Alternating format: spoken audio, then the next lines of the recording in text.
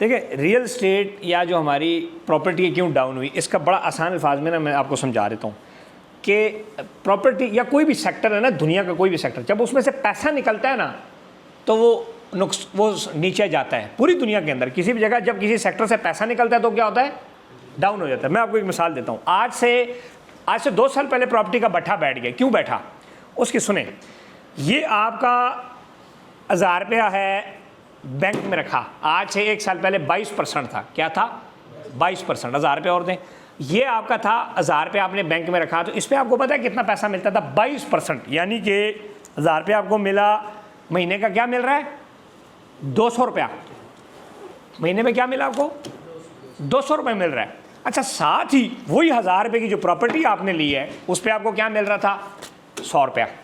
क्या हुआ, जब 1000 रुपये आपको बैंकों से 22% सूद मिला, 200 रुपया हर महीने, और प्रॉपर्टी पे आपको मिल रहा है 100 रुपया, तो अट्रैक्टिव कौन सा है, फ़ायदा किस में ज़्यादा है। तो आप क्या करेंगे, ये 1000 रुपये उठा के इधर जमा करा देंगे, तो 200 पे फिर आपको मिलेगा 400 रुपया या 500 रुपया। ठीक हो गया। सो ये बटा इसका बैठ गया, ये खाली हो गया। अब क्या हुआ कि पहले आपको 2000 रुपये यानी कि 2 करोड़ आपने रखा हुआ है, तो आपको मिल रहा था 50,000 रुपया महीना। पहले मिल रहा था, क्या मिल रहा था, 50,000 रुपया। फिर आपका बैंक रेट आ गया, सूद का रेट कम हो गए, 15% रह गया, तो फिर आपको कितना मिला, 30 रुपया, 300 रुपया मिल रहा था। अब मजीद जब कम हुआ तो अब आपको मिलता है मैक्सिमम कितना मिलता है, 8%। 8% यानी कि 16 रुपया, यानी कि 150 रुपये मिल रहा है आपको। 2000 रुपये पे आपको कितना मिल रहा है, 150। और अब प्रॉपर्टी पे कितना मिल रहा है, ज़्यादा मिल रहा है। यानी कि अगर 1 करोड़ का फ्लैट आज आप लेते हैं, 1 करोड़ का फ्लैट, उसका रेंट कितना है, 50,000 रुपया। कितना है ये, और सूद जब कम हो गया तो 1000 रुपया अब आपको बैंक कितना दे रहा है, अब पैसा कहाँ जाएगा, प्रॉपर्टी में जाएगा। दिस इज़ द रीज़न कि जो SIFC, आर्मी चीफ या जो पाकिस्तान की गवर्नमेंट से लोगों ने रिक्वेस्ट किया कि जी सूद कम करें, ये जब सूद का वादा उन्होंने किया फिर डॉलर रेट, तो आपका पैसा अब किस तरफ आ रहा है, प्रॉपर्टी में आ रहा है। ये प्रॉपर्टी इस तरीके से, ये जो हम बात करते हैं ना कि सिर्फ पॉलिटिकल स्टेबिलिटी, सारा कदों से स्टेबल रहे हैं पॉलिटिकली, 75 साल जैसे स्टेबिलिटी इतनी रहे। रियल स्टेट पैसा मांगती है। अब वो पैसा सारा बैंक चूज गया था 2023-24 सारा, अब वापस कहाँ पे आ रहा है। अब जो बंदा हमारे पास आता है हमसे फ्लैट लेता है, घर लेता है, क्यों ले रहे हैं, और ये टाइम भी प्रॉपर्टी एप्रिसिएशन, और अच्छा, क्योंकि 2 करोड़ की चीज़ उसको 1 करोड़ की मिल रही है, रेंट भी उसको 50,000 रुपये फ्लैट में मिल रहा है। सो दैट्स वाई अब सारा पैसा कहाँ पे जाएगा, रियल स्टेट में जाएगा। दिस इज़ द रीज़न जो आपको ये लग रहा है, या पिछले चंद महीनों के अंदर जो रियल स्टेट बेहतर हो रही है, चीज़ें बेहतर हो रही हैं, उसकी यही वजह है। दूसरा, 1000 रुपये आपने रखा बैंक में, क्या रखा, 1000 रुपये आपने बैंक रखा, 1000 रुपये आपने प्रॉपर्टी में डाला।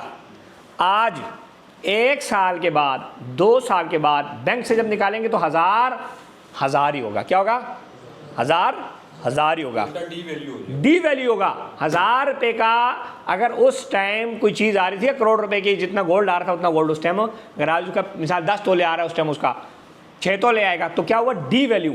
रियल स्टेट में जो पैसा है 2 साल के बाद आपने 1000 डाला, 2 साल के बाद यार अब 1200 तो हो ही जाएगा ना, या नहीं होगा, ऐसा ही है, 1500 हो जाएगा। मतलब मैं कम से कम बता रहा हूँ, 1 करोड़ 20 करोड़ की चीज़ 1 करोड़ 20 की तो होगी। ठीक है। दूसरा, फॉर एग्जांपल, आज से 5 साल पहले बैरियर टाउन के अंदर एक प्लॉट था 30 लाख रुपए का। एक बंदे ने 30 लाख रुपए रखा बैंक में और एक बंदे ने 30 लाख रुपए रखा उस प्लॉट के अंदर। आज वो प्लॉट रफ़ी ब्लॉक का या DHA के अंदर एक बंदे ने लिया 40 लाख का प्लॉट, आज वो DHA वाला 1.5 करोड़ रुपए का है और बैरियर टाउन वाला 80 लाख रुपए का है।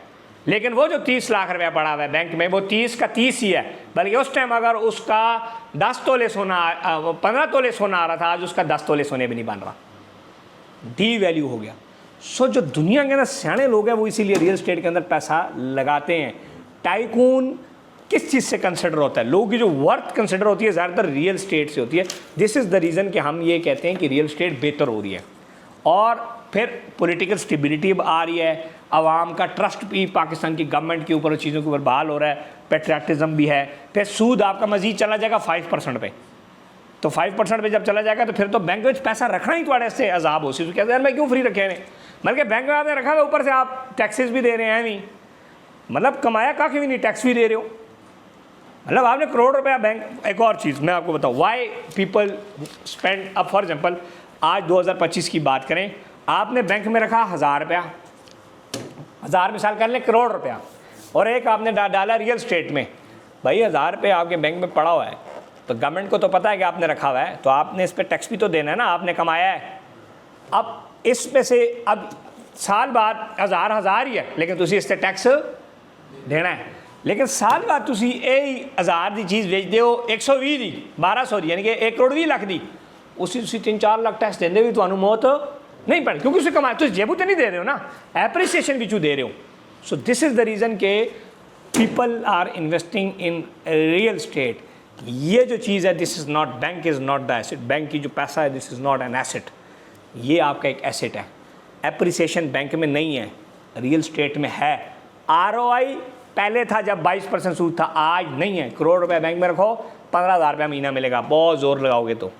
करोड़ रुपए रियल स्टेट के अंदर डालो, एक घर भी लो तो 40,000 रुपये रेंट पे करोड़ का लगता है, और एक अच्छा फ्लैट 2 फ्लैट बैरिया में ले लो तो 60-70 हज़ार रुपये रेंट मिल जाता है, और अगर एयरबीएनबी भी लगाओ तो 2.5-3 लाख रुपये मिल जाता है।